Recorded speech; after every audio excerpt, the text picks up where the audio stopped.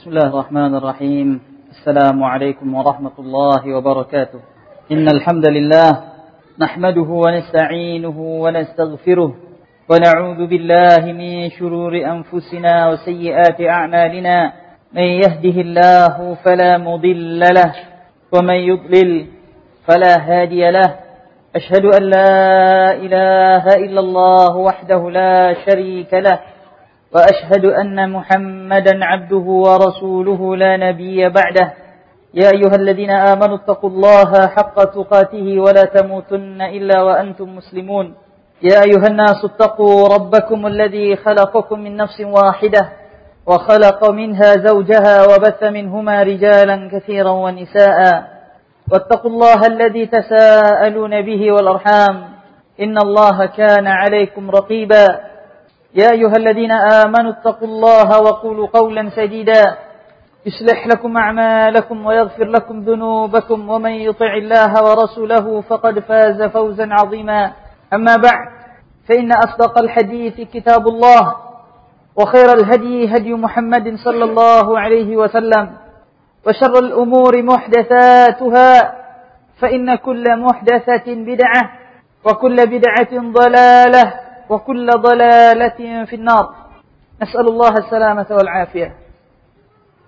معاشر المسلمين والmuslimat rahimakumullah. Salah satu ayat yang dibaca oleh imam kita tadi yaitu firman Allah Subhanahu wa taala, wa amma man a'ta wattaqa wa saddaqa bil husna fasanuyassiruhu lil yusra. Ayat ini ma'asyiral muslimin adalah suatu timbangan di dalam keseharian kita. Apabila kita merasakan segala urusan kita terasa susah, permasalahan-permasalahan yang gampang buat orang lain, tapi tiba pada diri kita mendapatkan kesusahan dan kesulitan. Manusia-manusia lainnya begitu dapat menyelesaikan permasalahan tersebut dengan mudah, tapi kenapa kita susah? Saudara-saudara kita bisa mencari rezeki dengan mudahnya, kita mencari rezeki banting tulang, tapi rezeki susah untuk kita dapatkan. Saudara-saudara kita begitu mudah untuk mengamalkan sunnah, mengamalkan ilmu yang telah mereka peroleh, tapi kenapa kita begitu berat untuk mengamalkan perintah Allah dan perintah Rasul-Nya? Apabila kita merasakan kesulitan-kesulitan tersebut, ma'asyiral muslimin, maka ingatlah ayat ini. Mungkin ada dosa yang telah kita perbuat, atau mungkin ada hak manusia yang kita tidak memberikannya, atau mungkin kita kurang bersyukur kepada Allah dan berterima kasih kepada manusia. Kata Allah, فَأَمَّا مَنْ أَعْطَى وَاتَّقَى, dan barang siapa yang memberi dan bertakwa, memberikan sedekah, bersedekah, berinfak dan bertakwa kepada Allah, meninggalkan apa yang diharamkan oleh Allah, وَصَدَّقَ بِالْحُسْنَى, dan membenarkan kebaikan. Kepada Allah dia bersyukur, kepada manusia dia tahu berterima kasih, tahu membalas budi, tahu bagaimana dia telah mendapatkan kebaikan dari saudaranya. Orang yang seperti inilah yang dijanjikan oleh Allah, fasanuyassiruhu lil yusra. Kami akan permudah dia untuk mendapatkan kebaikan, untuk mendapatkan kemudahan. Kami akan permudah dia untuk mendapatkan kemudahan. Allahu akbar. Sungguh ma'asyiral muslimin, seorang hamba yang tidak tahu bersyukur kepada Allah, selalu berkeluh kesah dengan rahmat Allah, mengadukan takdir Allah kepada makhluk, dan tidak mengadukan makhluk kepada Allah. Maka orang yang seperti inilah yang seluruh permasalahannya akan dipersulit dan dipersulit oleh Allah Subhanahu wa taala. Berat untuk dia berbuat kebaikan, berat buat dia menjalani kehidupan. Fasanuyassiruhu lil usra, kata Allah pada ayat yang selanjutnya, yang ke-10. Makanya ma'asyiral muslimin, kepada Allah jangan lupa bersyukur. kepada makhluk yang telah memberikan kebaikan kepada kita, maka berterima kasihlah. Dan orang yang paling berhak kita berterima kasih kepadanya setelah Rasulullah SAW adalah kedua orang tua kita. Berterima kasih kepada kedua orang tua dengan berbakti kepadanya. Dan bakti kepada kedua orang tua adalah kewajiban selama hayat berada di kandung badan. Selama sang anak masih hidup, dia wajib berbakti kepada kedua orang tuanya, walaupun orang tuanya telah tiada di atas dunia. Mendoakannya, menunaikan cita-cita orang tua, menunjuki orang tua, berbuat baik kepada mereka, dan menyayangi mereka. Kemudian di antara manusia yang paling berhak seorang hamba berterima kasih kepadanya, yaitu seseorang yang telah menyampaikan ilmu kepadanya, yaitu guru. Rasulullah SAW bersabda, "Laisa minna man lam yujilla kabirana wa yarhama saghirana wa ya'rif li'alimina haqqah." Tidaklah termasuk daripada kami, daripada umat Rasul, seseorang yang tidak menghormati orang tua di antara kami, dan tidak menyayangi yang kecil di antara kami, dan tidak mengetahui hak orang yang berilmu di antara kami. Perhatikan. Di dalam hadis terdapat ancaman. Bagi yang pertama, tidak menghormati yang besar. Yang kedua, tidak menyayangi yang kecil. Adapun sang guru, orang yang telah menyampaikan ilmu, tidak mengetahui haknya saja mendapatkan ancaman. Apalagi tidak menunaikan haknya. Tidak mengetahui haknya saja mendapatkan ancaman. Na'udzubillah. Wa ya'rif li'alimina haqqah. Ma'asyiral muslimin wal muslimat rahimakumullah. Sungguh para salafus salih rahimahumullah, apabila mereka mendapatkan kesulitan di dalam keseharian mereka, maka mereka segera menintrospeksi diri mereka sendiri. Dosa apa yang telah saya perbuat? Salah seorang daripada salafus salih berkata, sungguh saya mengetahui akibat dosa yang telah saya perbuat pada akhlak istri saya dan tunggangan saya. Jadi begitu dia pulang ke rumah, istrinya kok rewel, cerewet, dia faham ada dosa yang telah dia perbuat. Ini akibat dosanya. Bukan dia semata menyalahkan sang istri, tidak. Dia melihat tunggangannya, kenapa selalu susah, mogok dan segala macamnya. Ini adalah dosa yang telah dia perbuat. Sungguh salah seorang daripada para tabi'in, para salafus salih rahimahullah, mengatakan bahwasanya saya tidak mampu melaksanakan salat malam selama 5 bulan disebabkan karena satu dosa yang telah saya perbuat. Allahu Akbar. Maka wajar ma'asyiral muslimin, kenapa kita berat melaksanakan qiyamul lail? Kenapa kita berat melaksanakan salat malam? Karena begitu banyak dosa yang telah kita perbuat. Begitu banyak dosa yang telah kita perbuat. Baiklah, ma'asyiral muslimin wal muslimat rahimakumullah. Ini sekilas daripada ayat yang dibaca oleh imam kita tadi. Hafizahullah wa nafa'a bihi. Semoga Allah merahmati beliau dan membalas beliau dengan sebaik-baiknya balasan. Dan semoga Allah subhanahu wa ta'ala memberikan kepada beliau suara yang bisa memecahkan kebekuan hati dan meluluhkan kesombongan mata yang enggan tertumpah kepada sang penciptanya. Innahu waliyudzalika wal qadiru alaih. Baiklah ma'asyiral muslimin, pada hari ini kita tidak mengkaji surat Ali Imran, tapi kita mengkaji sekilas pintas dari 2 surat, dari surat An-Nur dan surat Yusuf. Pada pertemuan sebelumnya kita telah membacakan 10 pelajaran yang diambil dari kisah Nabi Yusuf alaihi salatu wassalam.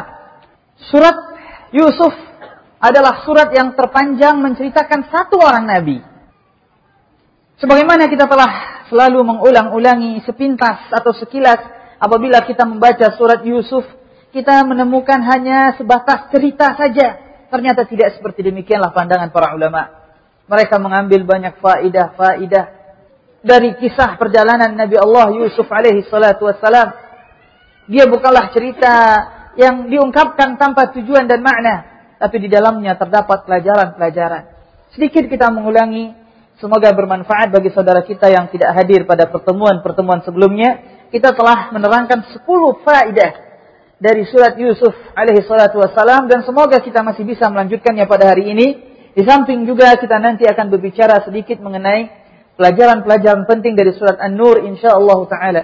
Pada Allah kita mohon bimbingan dan taufik. Faedah yang pertama semoga masih ada dalam catatan hati ikhwan-ikhwan sebelum catatan tulisan mereka. Bahwasanya kita telah mengambil pelajaran dari kisah saudara-saudara Nabi Yusuf yang iri kepada Nabi Yusuf, lalu Nabi Yusuf dimasukkan ke dalam sumur. Lalu mereka pulang dengan membawa baju Nabi Yusuf yang dilumuri darah domba. Lalu mereka pulang di waktu malam dalam keadaan menangis. Mereka bersandiwara di hadapan bapak mereka Yakub, mengatakan Nabi Yusuf telah dimakan serigala. Waja'u abahum isya'an yabkun. Mereka datang menemui bapak mereka di waktu malam dalam keadaan menangis. Diambil pelajaran di sini bahwasanya tangisan tidaklah menunjukkan kebenaran. Tangisan tidaklah menunjukkan kebenaran, sedikit pun juga. Jadi jangan menghitung dan menilai kebenaran daripada air mata yang telah tertumpah. Tidak, tapi timbanglah kebenaran dengan kebenaran itu sendiri, dengan Al-Quran dan dengan Sunnah. Apabila dalam kenyataan, dalam keseharian, jangan percaya dengan air mata sampai kenyataan benar-benar ada dan terlihat dengan ilmu. Ini faedah yang pertama.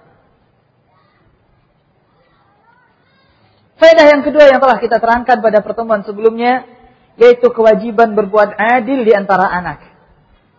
Kewajiban berbuat adil di antara anak. Tidaklah apa yang terjadi di antara Nabi Yusuf alaihi salatu wassalam dengan saudara-saudara beliau kecuali disebabkan kecemburuan. Kecemburuan karena bapak mereka lebih cinta kepada Nabi Yusuf. Makanya para ulama rahimahumullah terangkan wajib bagi kedua orang tua berbuat adil terhadap anak-anaknya, bahkan di dalam ciuman. Bahkan di dalam mencium. Jangan yang kecil saja dicium, yang besar tidak lagi dicium.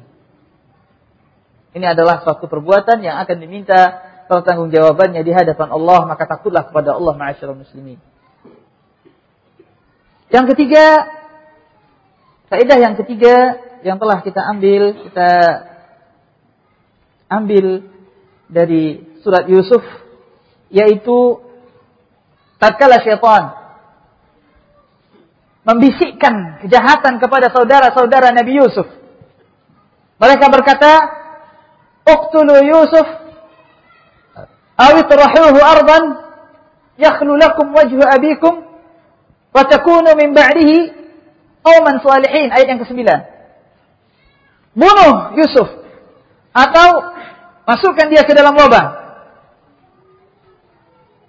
atau buang dia di suatu tempat agar perhatian ayah tertumpah kepadamu. Kemudian apa kata syaitan lagi? Wa takunu min ba'dihi qauman salihin. Setelah itu kamu akan menjadi orang-orang yang saleh.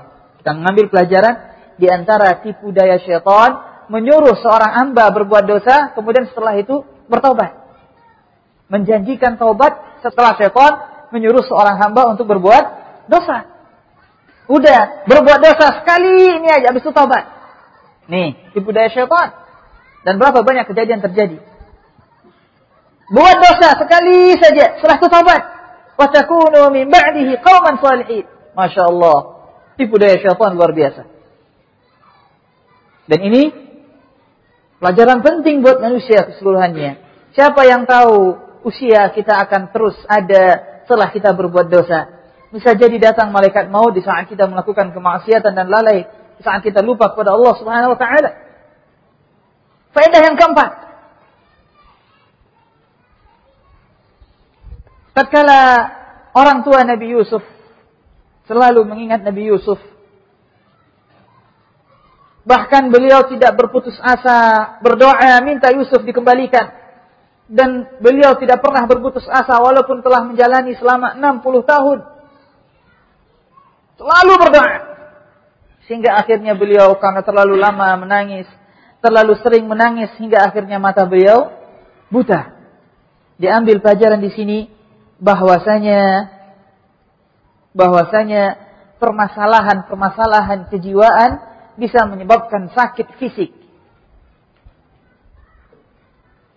Berapa banyak orang yang tegar di saat urusannya mulus semuanya, tapi begitu dirundung permasalahan silih berganti, tiba-tiba dia jatuh sakit.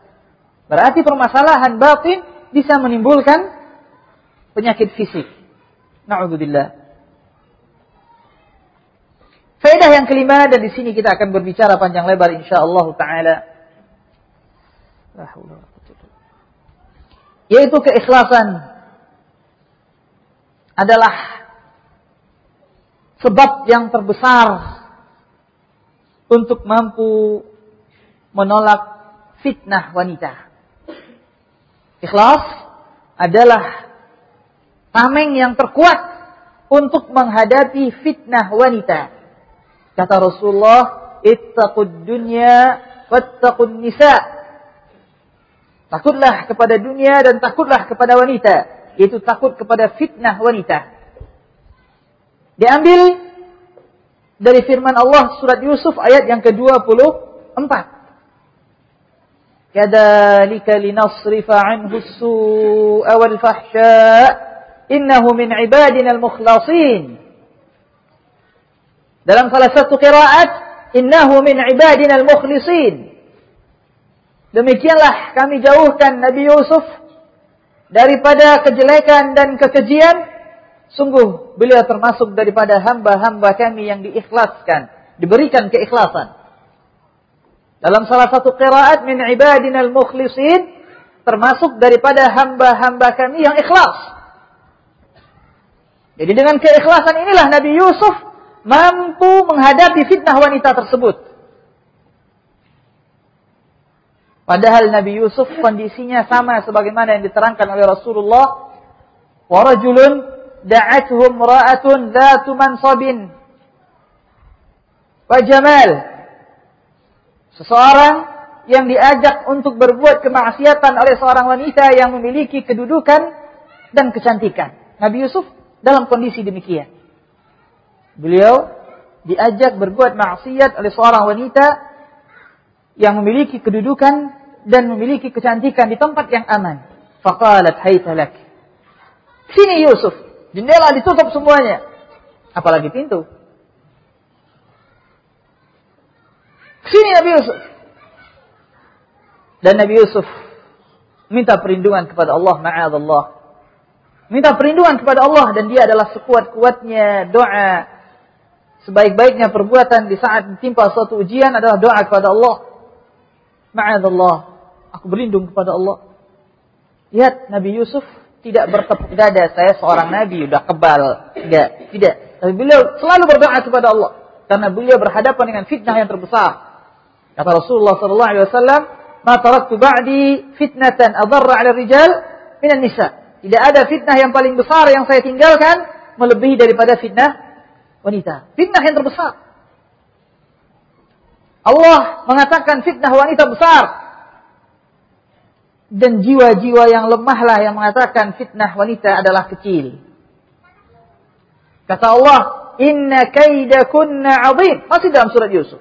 Sungguhnya makar kalian besar. Berkata Sa'id ibn Musayyib rahimahullahu ta'ala, ma ya'isa asy-syaitanu min syai'in illa ataahu min qibalin nisa. Tidaklah syaitan berputus asa melalui suatu jalan kecuali dia akan datang melalui jalan wanita. Allahu akbar. Jadi syaitan kalau enggak mampu lagi memperdaya melalui harta, melalui kedudukan, melalui kerakusan, ketamakan, dia akan masuk dengan pintu godaan wanita. Allahu akbar. Dan Sa'id ibn Musayyib ini rahimahullahu taala mengatakan, kata beliau, ma min syai'in akhwafu 'indi minan nisa. Tidak ada sesuatu yang paling aku takuti melebihi daripada fitnah wanita. Dan kata rawi, beliau mengucapkan perkataan tersebut tatkala beliau berusia 84 tahun dan salah satu matanya telah buta. Allahu akbar. Ada bapak-bapak kita di sini yang sudah berusia 84 tahun? Belum ada. Masya Allah. Alim Rabbani. Begitu ketakutan dengan fitnah wanita. Karena Allah dan Rasulnya telah memperingatkan dengan sebesar-besarnya.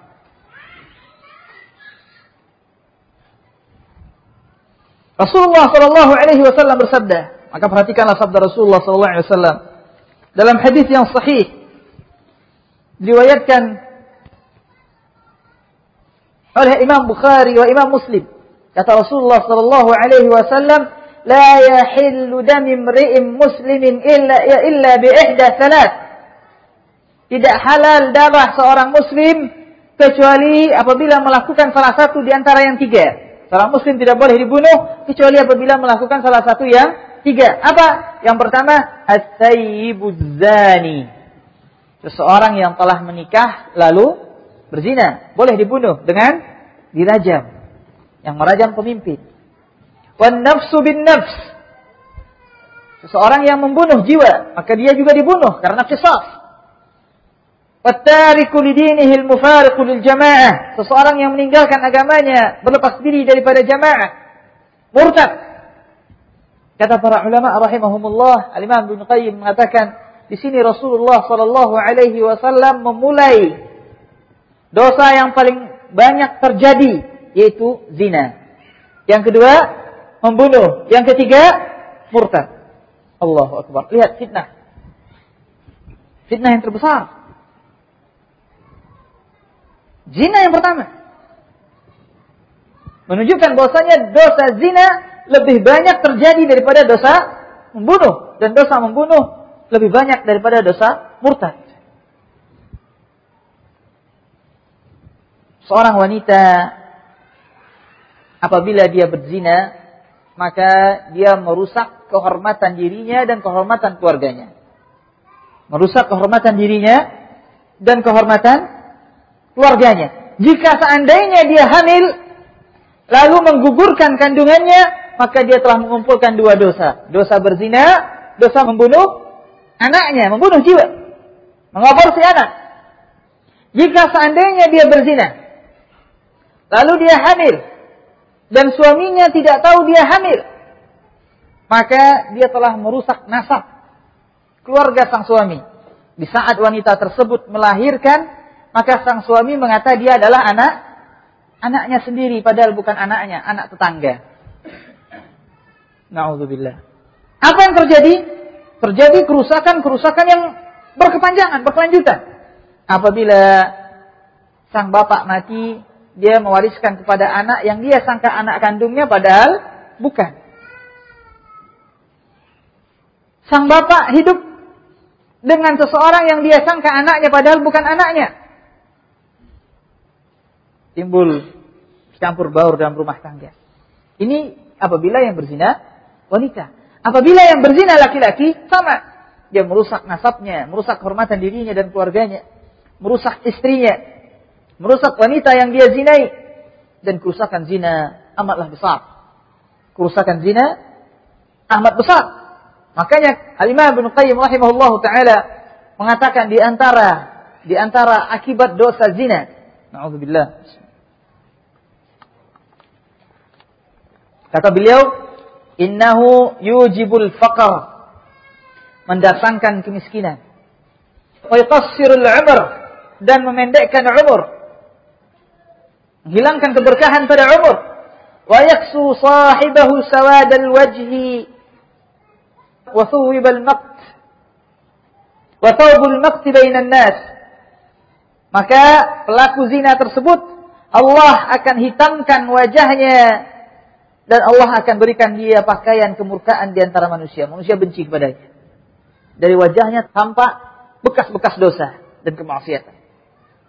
Di antara akibat dosa zina, yaitu memecahkan hati, membuat hati sakit jika seandainya tidak membunuh hati, menimbulkan kesedihan, ketakutan, dan menjauhkan pelakunya dari Allah dan mendekatkan pelakunya kepada syaitan. Makanya kata para ulama, tidak ada kerusakan yang lebih besar setelah kerusakan membunuh melebihi daripada kerusakan berzina. Seseorang lebih ringan dia rasakan, masih perkataan Imam Ibnu Qayyim rahimahullah. Seseorang lebih ringan dia rasakan bahwasanya istrinya terbunuh daripada dia mendengar istrinya berzina. Allahu akbar. Makanya saya teringat kisah Utsman bin Affan radhiyallahu taala an. Utsman bin Affan tatkala beliau dikepung oleh orang-orang Khawarij, hendak dibunuh, rumah beliau dikepung. Pintu-pintu rumah beliau dijaga oleh para sahabat sehingga mereka tidak bisa masuk dari pintu. Akhirnya mereka berusaha masuk melalui atap, manjat ke atas. Lihat kondisi yang mengerikan tersebut, istri beliau membuka kerudungnya supaya orang-orang yang menyerang tersebut malu masuk ke dalam rumah karena di dalam rumah ada wanita. Karena sifat malu pada saat tersebut masih tertanam. Malu masuk ke dalam rumah. Tapi apa kata Utsman bin Affan radhiyallahu taala? Sungguh wahai istriku, terbunuhnya saya lebih ringan saya rasakan daripada mereka melihat auratmu, melihat rambutmu. Allahu akbar. Terbunuhnya saya lebih ringan saya rasakan daripada mereka melihat rambutmu. Beliau cuma buka kerudung. Bagaimana dengan para suami pada zaman sekarang? Istrinya keluar membuka aurat, tidak ada rasa malunya. Apakah mereka lebih baik daripada Utsman bin Affan atau lebih jelek daripada Utsman bin Affan? Cemburu adalah sifat seorang mukmin. Kata Rasulullah sallallahu alaihi wasallam dalam hadis yang diriwayatkan oleh Imam Bukhari dan Imam Muslim, "Innallaha yaghar wa innal mu'min yaghar." Sungguhnya Allah cemburu dan seorang mukmin juga cemburu. Makanya ma'asyiral muslimin, dosa zina, hukuman zina memiliki kekhususan yang tidak dimiliki oleh hukuman-hukuman dosa lainnya. Ada tiga kekhususan hukuman buat zina yang tidak dimiliki oleh dosa-dosa lainnya. Yang pertama, orang yang berzina hukumannya dihukum dengan hukuman yang paling dahsyat. Diapakan kalau telah menikah? Dirajam. Tidak ada dosa yang lain yang hukumannya dirajam. Membunuh hukumannya ditebas lehernya, dibunuh. Tidak dengan dirajam. Dirajam, ditimbun di dalam tanah sampai ke leher, kemudian dilempar kepala tersebut dengan batu sampai mati. Ini hukuman yang paling dahsyat. Menunjukkan begitu dahsyatnya kejelekan zina. Kekhususan hukuman zina yang kedua, yaitu Allah melarang hamba-hambanya merasa kasihan terhadap mereka. Sebagaimana Allah berbicara di dalam surat An-Nur.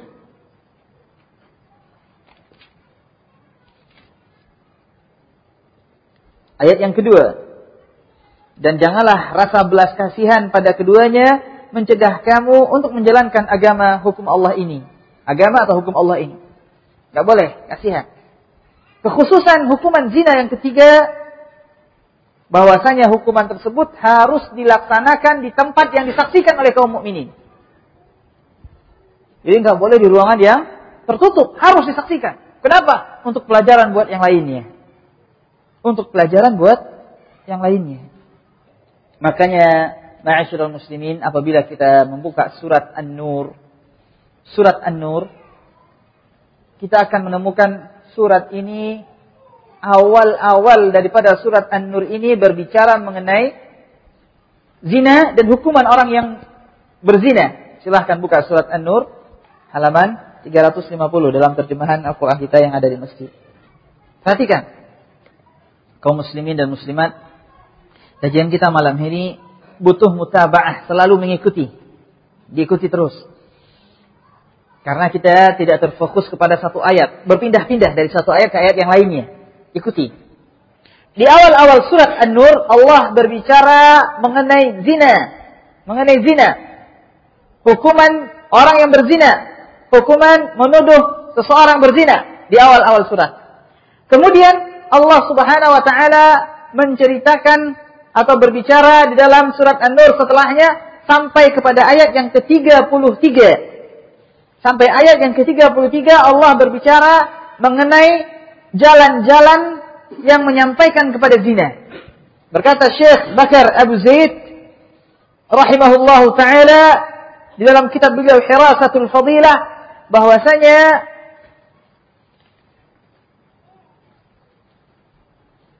Di awal surat An-Nur, tatkala Allah berbicara mengenai zina, kemudian Allah menyebutkan 14 atau 13 jalan-jalan yang bisa menyampaikan kepada zina dan ditutup dalam syariat Islam.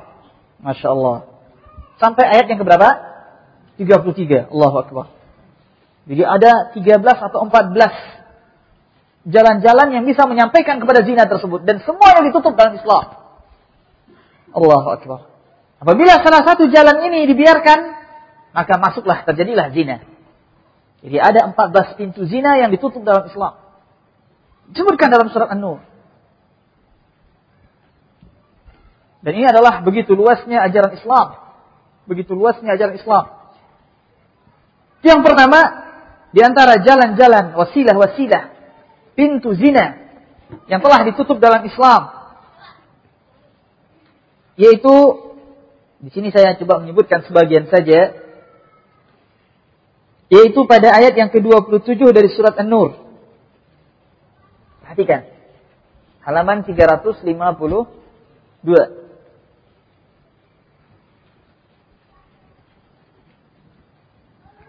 Halaman 352. Ya ayyuhalladzina amanu la tadkhulu buyutan ghaira buyutikum hatta tasta'nisu wa tusallimu ala ahliha.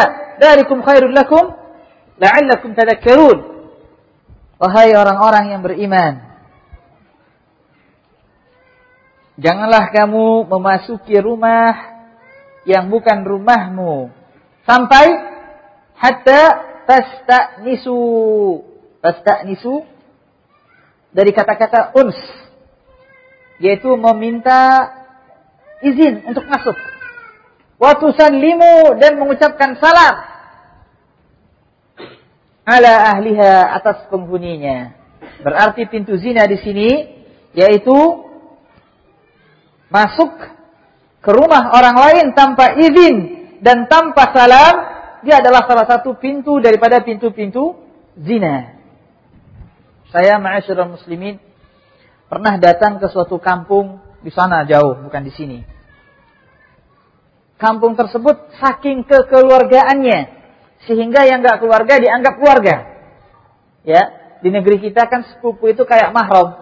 Sepupu seperti saudara kandung, kayak mahram. Padahal tidak, sepupu bukan mahram. Nah, di sebagian kampung, biasanya suasana pedesaan, itu yang sepupu nenek sama kakeknya. Berarti yang di bawah itu 2 pupu atau 3 sepupu, bukan sepupu lagi. Tapi mereka kadang masih masuk ke rumah orang lain tanpa ngucapin salam, tanpa meminta izin untuk masuk. Setelah dengar cerita, benar di kampung tersebut banyak perzinaan. Banyak perzinaan. Allahu Akbar. Di sini kata Allah, hatta tasta'nisu wa tusallimu. Ada 2 perintah. Sampai kamu meminta izin dan mengucapkan salam. Walaupun secara urutan diterangkan dalam hadis Rasulullah SAW, salam dulu baru minta izin. Bagaimana bentuknya? Sebagaimana dalam hadis, Assalamualaikum a'adkhul. Assalamualaikum. Dijawab oleh orang dalam, oleh penghuni rumah, Waalaikumsalam. Bolehkah saya masuk? Begitu. Jangan Assalamualaikum sambil buka pintu. Kan ada ya biasanya di kampung, Assalamualaikum. Nyelonong udah sampai ke dapur. Iya. Rasulullah SAW mengajarkan adab-adab. Ucapkan salam 3 kali. Kalau seandainya lebih dari 3 kali pintu tidak dibuka, jawab salam tidak dijawab, maka berarti kita pergi. Tidak boleh ngetok 4 kali. Diajarkan cara berdiri. Apabila ngetok pintu, maka berdiri ngadapnya ke samping. Jangan menghadap ke pintu. Sehingga apabila tuan rumahnya buka pintu, kelihatan sampai ke dapur. Kelihatan aurat-aurat wanita di dalam rumah. Enggak boleh. Hadap ke samping kiri atau ke samping kanan atau membelakangi. Adab dari Rasulullah. Perintah datang, wa'tul buyuta min abwabiha. Datangi pintu-pintu dari rumah, dari pintu depan. Jangan pintu samping, jangan pintu belakang. Ada sebagian tamu ketok pintu depan, enggak buka. Ketok pintu samping, enggak buka. Ketok pintu belakang. Enggak boleh. Pintu depan. Allah berfirman dalam surah Al-Baqarah. Beda di sebagian tempat di sana jauh, di sini mungkin sama. Kotok sekali enggak juga. Biasanya mungkin karena yang dipukul kayu, pintu kan dari kayu, enggak kuat, akhirnya yang dipukul apa lagi? Kaca. Pakai kunci itu biasanya. Tang. Assalamualaikum. Subhanallah. Ini jahil. Dan adab inilah yang akan membatasi seseorang daripada perbuatan zina. Kata Rasulullah SAW, "Innama ju'ila al-idhnu min ajli an-nazar." Sungguhnya izin disyariatkan demi menjaga pandangan. Izin demi pandangan. Karena kalau seandainya tanpa izin, seseorang akan bisa melihat sesuatu yang ada di dalam daripada aurat wanita yang bukan mahramnya. Kemudian, setelah mengucapkan salam, yang kedua, meminta izin untuk masuk. Adkhul, boleh saya masuk? Jadi jangan begitu waalaikumsalam, pintu langsung didorong, masuk dalam, nggak boleh. Bolehkah saya masuk? Baik dia ucapkan secara sharih atau dia menunggu tuan rumah yang mempersilahkan, silakan masuk. Ini yang pertama. Kemudian di antara wasilah zina yang ditutup di dalam Islam, yaitu masuk ke dalam rumah yang tidak ada, yang penghuninya lagi tidak ada. Dalam ayat yang ke-28, fa illam tajidu fiha ahadan fala tadkhuluha hatta yu'dzana lakum. Dan jika kamu tidak menemui seorang pun di dalamnya, maka janganlah kamu masuk sebelum kamu mendapatkan izin. Jadi dia lihat di rumah kayaknya sepi, akhirnya dia masuk. Ini bisa menyebabkan fitnah. Jadi orang yang berzina, kenapa masuk? Ya tadi saya masuk, saya ketok pintu, nggak ada orang, tapi saya masuk. Nggak boleh, ditutup oleh Islam. Tetap, walaupun rumah tidak ada orang, rasanya tidak ada orang, tetap jangan masuk sampai mendapatkan izin. Lihat Islam menutup. Yang ketiga, yaitu di antara wasilah zina, yaitu tidak patuh kepada tuan rumah yang mengatakan irji'u, pulanglah. Allah Subhanahu wa taala berfirman pada ayat yang ke-28, wa in qila lakum irji'u farji'u wa azka lakum. Dan jika dikatakan kepada kamu pulanglah, maka pulanglah, dan itu lebih suci bagi dirimu. Lebih suci bagi dirimu. Jadi tuan rumah berhak mengatakan kepada tamunya, pulang, saya lagi enggak nerima tamu. Nah, kenapa demikian Islam menutup? Karena bisa jadi seorang tamu ngetok pintu, tuan rumahnya mengatakan, saya lagi enggak nerima tamu, sang tamu ngotot, oh saya tamu, harus dihormati. Tidak sempurna iman salah seorang di antara kamu sampai dia menghormati tamunya. Enggak boleh seperti itu. Berkata Syekh Sa'di rahimahullah. Berkata Syekh Sa'di. Kata beliau, tatkala beliau mensyarah, mentafsir ayat ini, maka jangan kamu enggan untuk pulang dan jangan kamu marah. Sungguhnya pemilik rumah tidaklah menghalangi kamu dari hak wajib milik kamu. Akan tetapi dia adalah seorang yang mutabarri', melakukan amalan sunnah. Jadi menyambut tamu tersebut, menerima tamu tersebut, dia adalah salah satu tabarru', salah satu perbuatan sunnah baginya, bukan wajib. Tapi apabila dia sudah menerima seseorang menjadi tamunya, maka wajib dia untuk menghormatinya. Dan yang demikian, kata beliau, fa antum la ya'khudh ahadukumul kibr wal ishmi'zaz min hadhihi al-hal. Maka kamu jangan sampai terbawa oleh perasaan sombong dan perasaan benci karena perbuatan tuan rumah seperti ini. Ini hak tuan rumah, haknya tuan rumah. Apabila dia mengatakan pulang, maka pulanglah. Di sini Islam ma'asyiral muslimin menutup pintu. Kalau seandainya seorang tamu tidak bisa disuruh pulang, akhirnya seluruh tamu akan bebas masuk rumah orang seenaknya saja. Kalau seandainya tamu tidak bisa disuruh pulang. Islam tidak bikin rambu-rambu. Tamu kalau disuruh pulang, karena dia adalah hak tuan rumah. Karena kalau seandainya tamu tidak bisa disuruh pulang, maka akan terjadi perzinaan di dalam rumah. Wallahu ta'ala alam. Di antara wasilah zina, dan ini yang kita akan berbicara panjang lebar di sini, yaitu ayat yang ke-30. Wasilah zina, di antara perantara zina, pintu zina, yaitu tidak menundukkan pandangan. Tidak menundukkan pandangan. Islam menutup wasilah tersebut dengan memerintahkan untuk menundukkan pandangan. Kata Allah, "Qul lil mu'minina yaghuddu min absarihim. Allah mulai perintah kepada kaum mukminin sebelum perintah kepada kaum mukminat. Kenapa? Karena wallahu taala alam yang sering mempelototi itu laki-laki. Laki-laki sering mempelototi perempuan ketimbang wanita mempelototin laki-laki.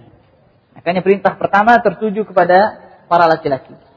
Katakan kepada kaum mukminin supaya mereka menundukkan pandangan mereka, menundukkan sebagian dari pandangan mereka. Min di sini tab'id, mesti menundukkan sebagian daripada pandangan mereka.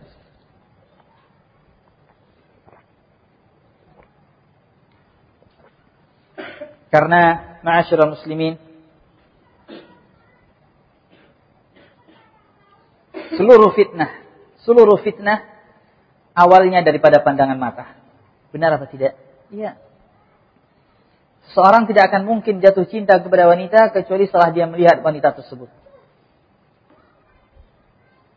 Mata, kata para ulama, baridul qalb. Mata, al-ain, baridul qalb.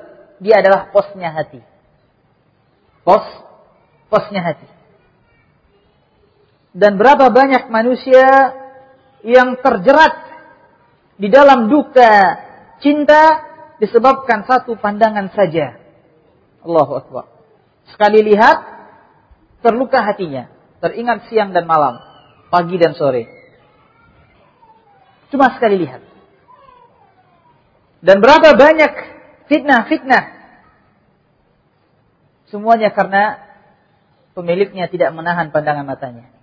Di dalam hadis yang dhaif dikatakan bahwasanya pandangan adalah panah iblis yang beracun. Panah iblis yang beracun. Mata, walaupun mata untuk melihat, tapi sering mata tersebut buta untuk melihat sesuatu yang hakikat. Allahu Akbar. Melihat mana yang dibolehkan, mana yang tidak, mana yang dibenarkan, mana yang tidak. Jangan sesekali seorang hamba mengatakan, saya kan cuma melihat kepada wanita yang sudah berumur, lebih tua dari saya. Dan sebagaimana jangan pula seorang wanita mengatakan, saya sudah tua, yang saya lihat kan anak muda, yang sebaya dengan anak saya. Tidak. Syaitan tidak kenal usia. Sebagaimana mata juga kadang tidak kenal usia. Berapa banyak yang muda jatuh cinta kepada yang tua, dan sebaliknya. Bahkan dalam salah satu kisah yang menyedihkan, tapi alhamdulillah berakhir dengan kebaikan insyaallah, ada salah seorang ikhwan di sana, bukan di sini. Salah seorang ikhwan yang ingin nazar. Paham nazar bapak-bapak? Kalau mungkin dalam istilah bapak-bapak nggak kenal nazar, yang masih muda insyaallah kenal nazar. Nazar itu salah satu tahapan sebelum menikah. Melihat wanita yang hendak dinikahi. Seorang ikhwan ingin nazar seorang akhwat. Yang mana akhwat tersebut sudah ditinggal bapaknya, yatimah. Begitu nazar, mungkin karena jahil, tidak boleh di sana nazar kecuali sang wanita tersebut, sang akhwat tersebut ada mahram laki-lakinya. Nah, wanita ini cuma hidup berdua dengan ibunya. Dengan ibunya, itu pun ibunya sudah menjanda. Begitu nazar, sang ikhwan berbicara. Mungkin merasa aman berbicara sama sang ibu akhwat tersebut. Lama-kelamaan ikhwan tersebut jadinya sama ibu tersebut, bukan sama anaknya. Jadinya sama ibu tersebut, bukan sama anaknya. Untung jadi beneran, jadi nikah beneran. Kalau seandainya tidak, subhanallah.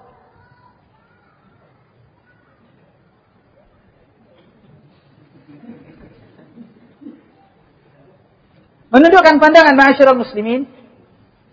Menundukkan pandangan ma'asyiral muslimin pada hal apa saja. Di sini saya subhanallah membaca tulisan Syekh Sa'di dalam tafsir beliau.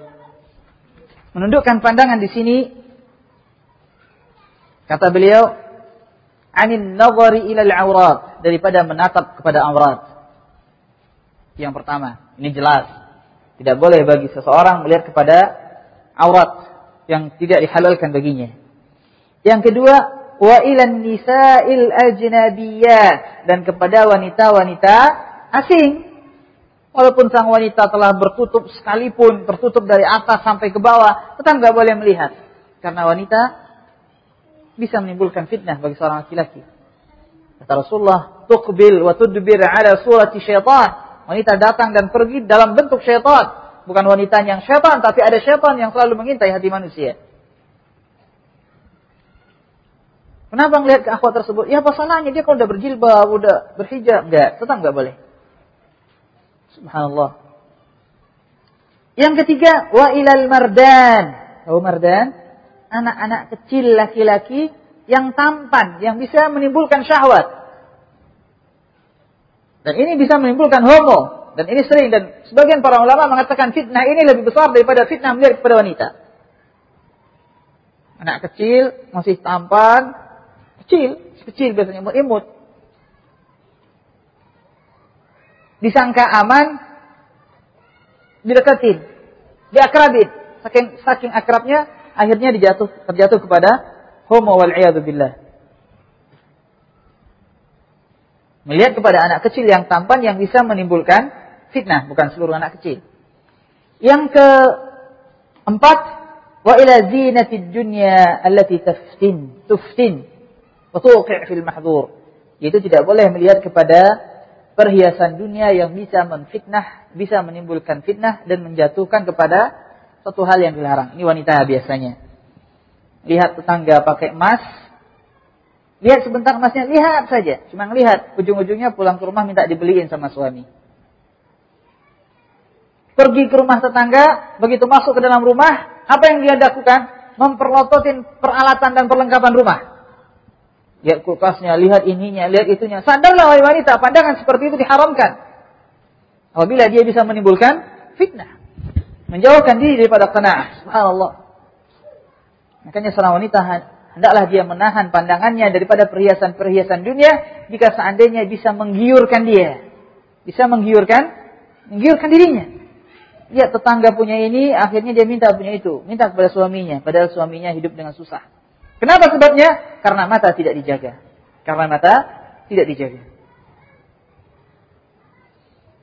Apabila seseorang menjaga pandangan matanya, meninggalkan melihat sesuatu yang dicintai oleh matanya, maka yakinilah Allah akan mengganti dengan sesuatu yang lebih baik.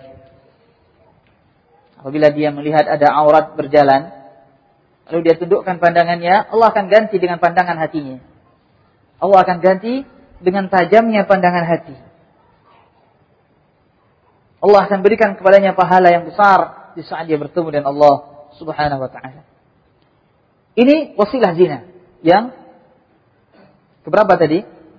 Keempat. Menundukkan pandangan. Makanya para ulama rahimahumullah berbicara pada zaman sekarang, berapa banyak manusia melihat aurat siang dan malam. Auratnya enggak di luar rumah, tapi di dalam rumah. Apa? TV. Subhanallah. Melihat aurat di TV siang dan malam. Na'udzubillah. Yang kelima, wa yahfadhu furujahum, dan menjaga kemaluan-kemaluan mereka. Menjaga kemaluan, dia adalah dalam rangka menutup pintu zina. Menjaga kemaluan dari apa? Mutlak. Menjaga kemaluan kecuali hanya dua. Illa ala azwajihim aw ma malakat aymanuhum, kepada istri-istri mereka atau kepada hamba sahaya mereka. Berarti kemaluan tidak ada yang ketiga yang dibolehkan. Tidak ada yang ketiga. Jadi kemaluan cuma boleh kepada istri dan cuma boleh kepada budak. Enggak boleh kepada bantal, enggak boleh kepada sejenisnya di dalam kamar mandi. Makanya para ulama berdalilkan dengan dalil ini haramnya seseorang melakukan onani atau masturbasi. Mengandaskan ini ayat mutlak, enggak boleh. Karena apabila manusia selalu membiasakan dirinya untuk melakukan sesuatu yang haram buat kemaluannya, maka dia akan terpancing untuk jatuh kepada zina. Dia akan terpancing untuk melakukan zina.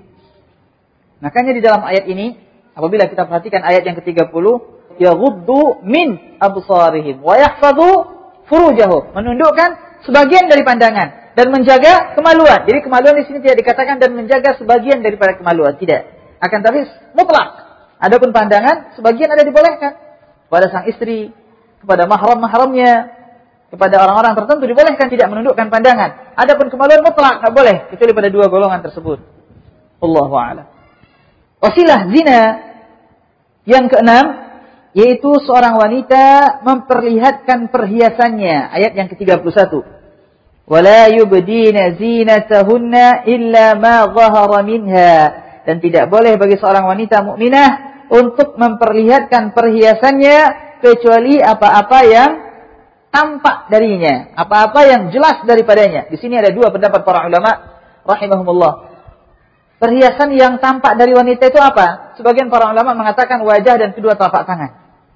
Jadi boleh bagi seorang wanita memperlihatkan wajah dan kedua telapak tangan. Walaupun keempat imam mengatakan wajib bagi seorang wanita untuk menutup wajahnya apabila berhadapan dengan fitnah.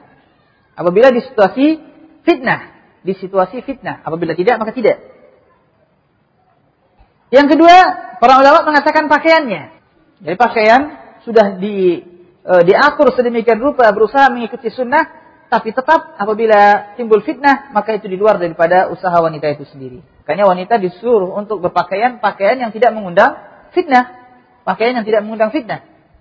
Dan wanita tidak boleh memperlihatkan perhiasannya kecuali kepada suami-suaminya, au abaihinna disebutkan dalam ayat ini, atau bapak-bapak mereka, atau bapak-bapak suami mereka, atau anak-anak mereka, atau anak-anak suami mereka, atau saudara-saudara mereka, atau anak saudara-saudara mereka, atau anak saudari-saudari mereka, atau wanita-wanita mereka, atau budak-budak mereka, dan selanjutnya. Di sini kita tidak membahas panjang lebar apa maksudnya. Kepada bapak aurat mana saja boleh dibuka. Seorang wanita boleh buka aurat kepada bapaknya sebatas mana saja. Kepada anaknya sebatas mana saja. Kepada anak suaminya sebatas mana saja. Kepada wanita-wanita, maksudnya wanita yang gimana? Apakah seorang wanita boleh memberikan ASI di depan wanita yang lain? Atau bagaimana? Dan bukan sekarang kita bahasnya. Itu kita bahas dalam permasalahan fikih. Yang ketujuh, wasilah zina yang ditutup dalam Islam. Wala yadribna bi khumurihinna ala juyubihin. Masih ayat yang ke-31. Wala yadribna bi khumurihin ala juyubihin. Wal yadribna bi khumurihinna ala juyubihin. Hendaklah para wanita tersebut menurunkan khumur mereka, jilbab mereka di atas dada-dada mereka. Jadi termasuk wasilah zina apabila seorang wanita berjilbab tapi dadanya tidak ditutupi oleh jilbabnya. Karena dada adalah sumber fitnah bagi seorang wanita. Yang kedelapan, di antara wasilah zina yang kedelapan, yaitu seorang wanita menghentakkan kakinya supaya diketahui ada perhiasan kaki yang lagi dikenakan. Masih ayat yang ke-31. Wala yadribna bi arjulihinna liyu'lama ma yukhfina min zinatihin. Dan janganlah mereka memukulkan kaki mereka, menghentakkan kaki mereka supaya diketahui ada gemerincingan-gemerincingan di kaki. Tak boleh. Ini adalah wasilah zina. Jadi wanita tersebut umpamanya pakai pakaian panjang, kakinya dipukul-pukulin, biar kedengaran ada kalungnya. Enggak boleh. Dan ini adalah wasilah zina. Ditutup oleh Islam. Di sini kita mengambil dua latifah, dua pelajaran penting. Pelajaran yang pertama masih berkaitan dengan permasalahan ini, yaitu fitnah. Sebagaimana datang melalui pandangan, dia juga bisa datang melalui pendengaran. Jadi rasa cinta yang haram, sebagaimana dia bisa datang karena melihat, dia juga bisa datang karena mendengar. Bahkan sebagian para ulama, kalau saya tidak salah Imam Ibn Hazm dalam kitabnya Tawqul Hamamah mengatakan fitnah yang ditimbulkan oleh pendengaran lebih besar daripada fitnah yang ditimbulkan oleh penglihatan. Wallahu a'lam, betul atau tidak. Mungkin Imam Muqayyim bantahnya dalam kitab beliau Rawdatul Muhibbin. Saya lupa, tidak ingat sekarang. Makanya ma'asyiral muslimin, banyak anak-anak muda kita, ini para pemuda dan pemudi zaman sekarang, itu jatuh cinta kepada artis atau penyanyi yang dia senangi nyanyinya. Benar apa tidak? Iya, kok gila-gilaan. Sehingga begitu sang artis datang di kotanya, ketemu sama dia tuh langsung dipeluk, dirangkul, nangis. Subhanallah. Sementara bapak kandungnya sendiri, ibu kandungnya sendiri, kalau datang gak digituin. Ini syaitan ini.